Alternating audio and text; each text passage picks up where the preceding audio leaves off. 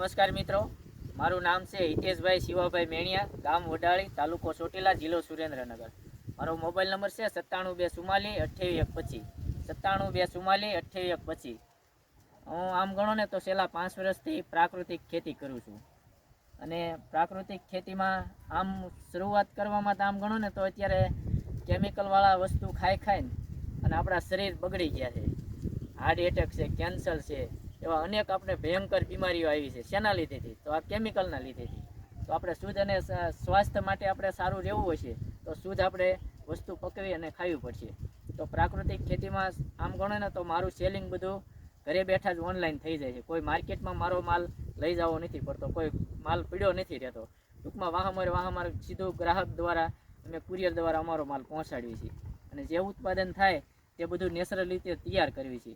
અને કોઈ પણ મિત્રોને ફાર્મ વિઝિટ કરવી હોય તો પણ ગમે ત્યારે છૂટ છે. તમને લાઈવ સિઝનવાર બધી જ વસ્તુ મારા ફાર્મ ઉપર જોવા મળશે. ત્યારબાદ દેશી બિયારણો, જે લુપ્ત થતા દેશી બિયારણો છે તે પણ કલેક્શન કર્યું છે. તે પણ કોઈ પણ મિત્રોને કિચન ગાર્ડન, ઘર પૂરતું ટેરેસ ગાર્ડન કરવું હોય તો પણ અમે કુરિયર દ્વારા કીટ મોકલી દેવી છીએ. એટલે આ કર્યા જેવું છે. અત્યારે નહીં, પણ જે હવેની પેઢી આવશે એ આપણી હાવ માયકાંગલી પેઢી થાય છે. કે માયકાંગલી પેઢી ન કરી હોય અને સારી કરવી હોય તો આપણે શુદ્ધ અને સારા નેચરલ ઉપર વળવું પડશે.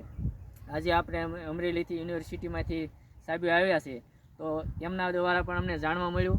અલગ અલગ યુનિવર્સિટીમાં બધી મેં અલગ અલગ મુલાકાત કરતા રહી છે. આત્મા દ્વારા છે, અલગ અલગ ઘણી બધી સંસ્થાઓમાં જોડાયેલા છે. અને અલગ અલગ સંસ્થાઓનો સપોર્ટ પણ બધો અમને સારો છે.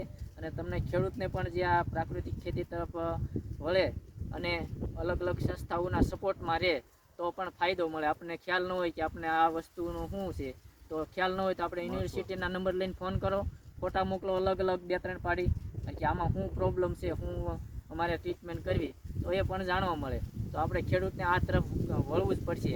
અત્યારે સમય છે, જો અત્યારથી જે નેચરલ તરફ વળી ગયા છે એનો આગળ જતા સમય આવશે તો પાછળ ન રહી જાય મિત્રો.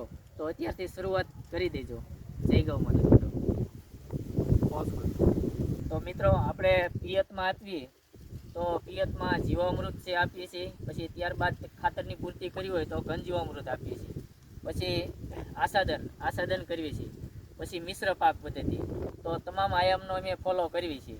અને તમારે સિઝનવાર અમારા ફાર્મ ઉપર જુઓ એટલે તમને અઢળક મિશ્ર પાક જોવા મળશે. ઘણો ખરો અલગ અલગ સિઝનવાર